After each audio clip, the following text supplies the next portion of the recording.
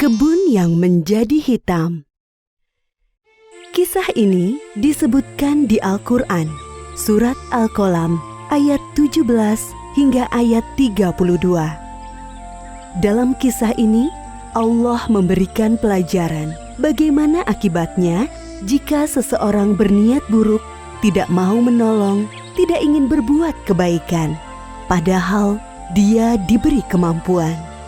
Di suatu daerah dekat kota San'a, ibu kota Yaman, hiduplah keluarga yang kaya raya dengan kebunnya yang subur dan selalu memberikan buah yang lebat. Setiap panen, mereka memberikan sedekah kepada fakir miskin. Kebun mereka semakin lebat dan menghasilkan banyak buah. Kebun yang penuh berkah. Suatu ketika, pemilik kebun yang baik hati itu meninggal dunia. Kemudian kekayaan dan kebunnya diwariskan kepada kelima anaknya. Sayangnya, anak-anak ini tidak memiliki sifat terpuji seperti ayahnya, kecuali anak tertua yang mewarisi sifat ayahnya yang dermawan. Sekarang saatnya panen. Buah-buahnya sudah ranum. Iya, ayo kita berunding. Bagaimana caranya agar kita panen lebih banyak? Benar, sudah saatnya kita harus panen buah lebih banyak. Aku akan ajak yang lainnya untuk berunding. Kemudian mereka mengundang saudara yang lainnya dan berunding.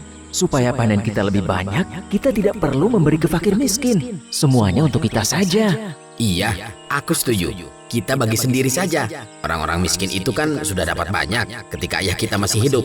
Aku setuju. Mereka berniat tidak memberi sedekah kepada fakir miskin. Dan mereka juga lupa tidak mengingat akan kekuasaan Allah. Mereka tidak mengatakan insya Allah, padahal panen buah tersebut akan terjadi jika dengan izin Allah. Suatu hari, anak tertua yang baik hati mengajak semua saudaranya untuk meneruskan kebiasaan orang tua mereka, yaitu memberikan sedekah sebagian panennya kepada fakir miskin. Tetapi mereka semua menolak. Bagaimana caranya supaya panen kita tidak diketahui oleh orang-orang miskin itu? Bagaimana kalau kita panen sebelum subuh, supaya mereka tidak melihat kita? Mereka sepakat akan memanen kebunnya di pagi buta sebelum matahari terbit. Malam harinya, mereka tertidur pulas. Mereka tidak menyangka Allah yang Maha Mengetahui akan menurunkan azabnya kepada mereka yang pelit. Malam itu, kebun buahnya seketika berubah menjadi hitam, layaknya seperti arang dari kayu yang habis terbakar. Tidak tersisa satu pohon pun yang hidup. Buah dan daunnya berubah menjadi hitam. Keesokan harinya, ketika masih diselimuti kegelapan, mereka bangun dan bergegas pergi ke kebun. Ayo, kita segera berangkat. Benar, kita harus segera memanen kebun kita sebelum matahari terbit. Mereka berjalan dalam keadaan yang cukup gelap. Mereka berharap tidak ada orang miskin yang tahu rencana mereka. Ketika sampai di kebun, mereka sangat terkejut. Kebunnya menghitam. Batang, dahan, ranting pohon tidak terlihat sedikit pun kehidupan. Buah-buahnya pun menjadi rusak. Semuanya menjadi hitam. Dengan rasa terkejut yang belum hilang, mereka saling bertanya. Mereka tidak yakin bahwa itu kebun miliknya. Hah? Apa benar ini kebun kita? Aku tidak percaya. Betul, aku kira kita salah jalan. Ini bukan kebun kita. Kebun kita subur dan rindang, lebat buah-buahannya. Oh tidak, apa yang harus kita lakukan sekarang? Aku kira kita sudah di kebun kita. Ini kebun kita. Ini jelas jalan yang biasa kita lalui. Hanya kebunnya telah menjadi hitam. Allah telah menurunkan azab kepada kita. Akhirnya mereka yakin ini adalah kebunnya yang telah menjadi hitam. Kemudian saudara tertua meminta mereka untuk bertaubat. Perbuatan mereka yang enggan berbagi dengan orang fakir dan miskin yang menyebabkan Allah menurunkan azab sehingga kebun mereka menjadi hitam kelam. Mereka pun bertaubat dan berseru kepada Allah seperti yang disebutkan di surat Al-Qalam ayat 29. Maha suci Tuhan kami, sesungguhnya kami adalah orang-orang yang zalim. Dan mereka berharap semoga Allah mengampuni. Mereka berkata, Aduhai celakalah kita. Sesungguhnya kita ini adalah orang-orang yang melampaui batas. Mudah-mudahan Tuhan kita memberikan ganti kepada kita dengan kebun yang lebih baik daripada itu. Sesungguhnya kita mengharapkan ampunan dari Tuhan kita. Demikian kisah kebun subur yang berubah menjadi hitam. Dalam kisah ini, Allah memberi kita pelajaran agar kita hendaklah selalu menyertakan Allah dalam semua rencana kegiatan dengan mengatakan insya Allah.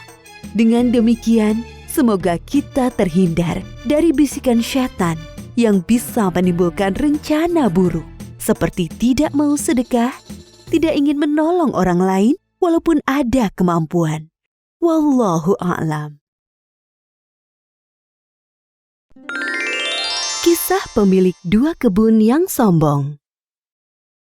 Kisah ini disebutkan di Al-Quran, surat Al-Kahfi ayat 32 hingga ayat 44. Kisah ini menceritakan tentang pemilik kebun yang dibutakan oleh kenikmatan dunia sampai mengingkari hari kiamat. Allah memberikan pelajaran bagi kita melalui kisah ini tentang akibat seseorang yang sombong dengan menimpakan musibah berupa angin topan yang dahsyat menghancurkan perkebunannya. Pada suatu masa, ada dua orang laki-laki yang bersahabat sejak kecil. Walaupun bersahabat, keduanya memiliki kehidupan yang berbeda. Salah satu dari mereka adalah pemilik perkebunan atau si kaya, dan satunya lagi hanya laki-laki biasa atau si miskin. Sayangnya, si kaya ini memiliki sifat yang sombong. Kesombongan si kaya disebabkan karena ia memiliki dua kebun anggur yang sangat luas. Masing-masing kebun anggurnya dikelilingi pohon kurma yang lebat. Di tengah-tengah kebun mengalir sungai yang airnya sangat jernih. Sungguh indah sekali penampakan kebun itu, membuat mata seakan tak ingin lepas memandangnya. Wahai saudaraku, lihatlah kebunku yang luas ini. Pohon anggurnya tidak pernah berhenti berbuah dan sangat enak rasanya saat dimakan. Apalagi pohon-pohon kurma yang selalu tumbuh lebat setiap hari, membuatku sangat bahagia.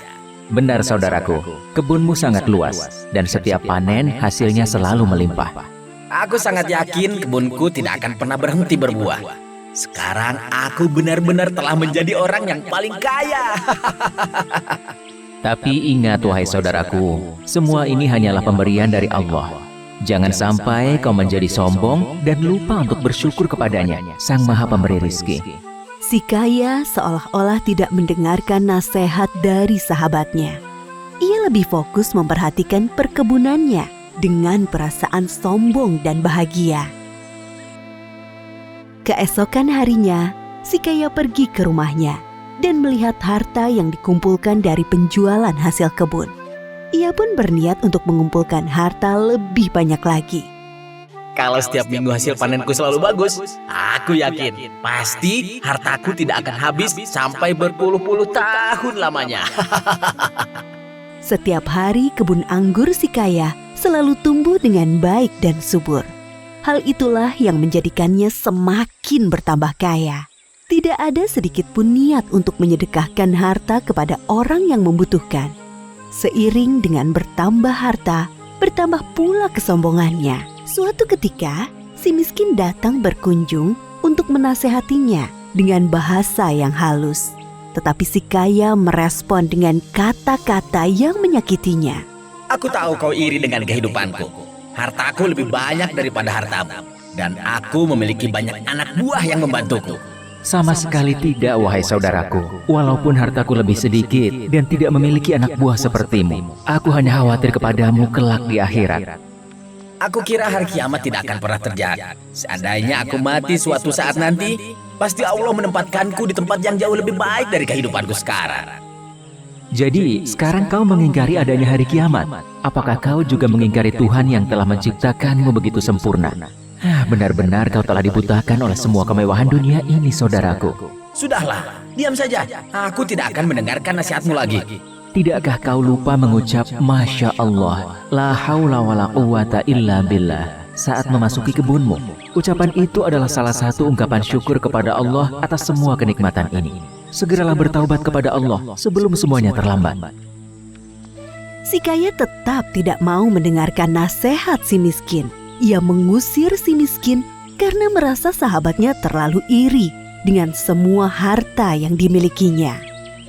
Setelah kepulangan si miskin, si kaya tidak berhenti untuk memamerkan hasil kebunnya kepada orang-orang di sekitarnya. Ia menjadi sangat sombong dan angkuh dari sebelumnya. Malam itu, hujan turun dengan sangat deras. Suara petir menggelegar di langit. Anehnya, si kaya sama sekali tidak terbangun dengan suara itu. Ia malah asik tertidur.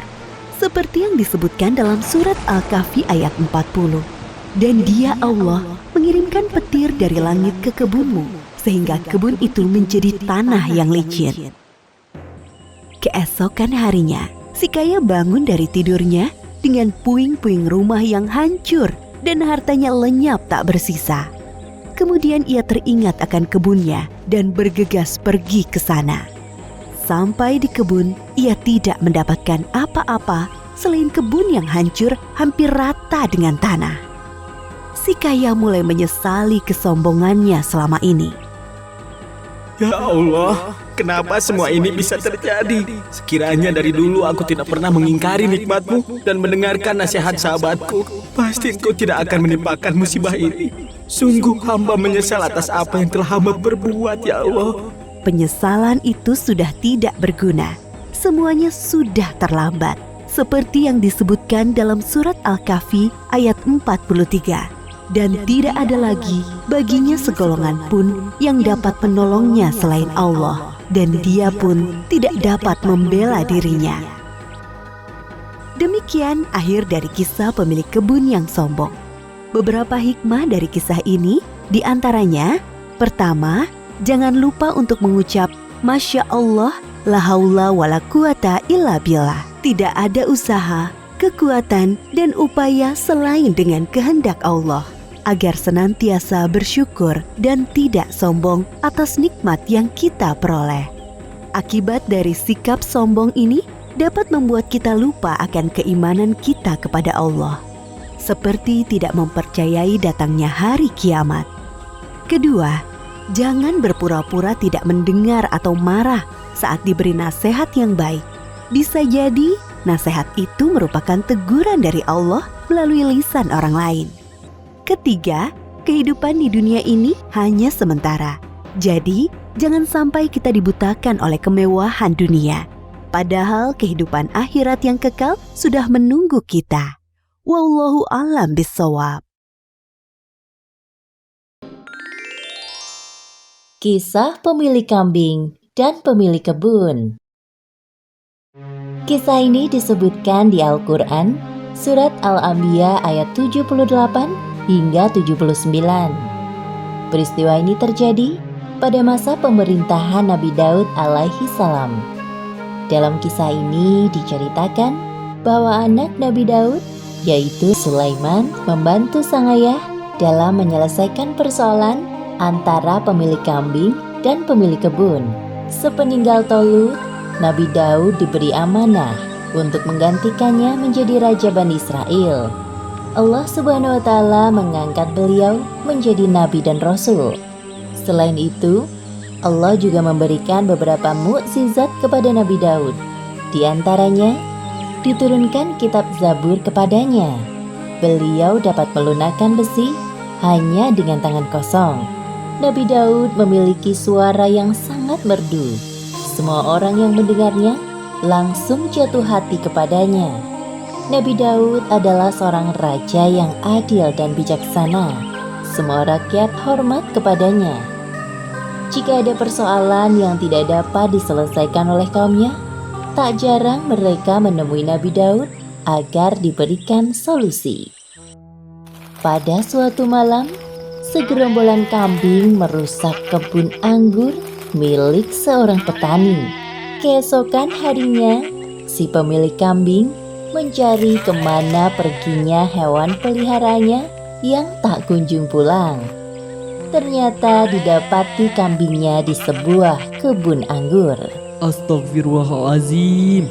Kambing-kambingku, apa yang telah kalian lakukan pada kebun anggur ini? Kenapa kalian menghancurkannya menjadi seperti ini? Aduh. Tak lama kemudian, datanglah si pemilik kebun.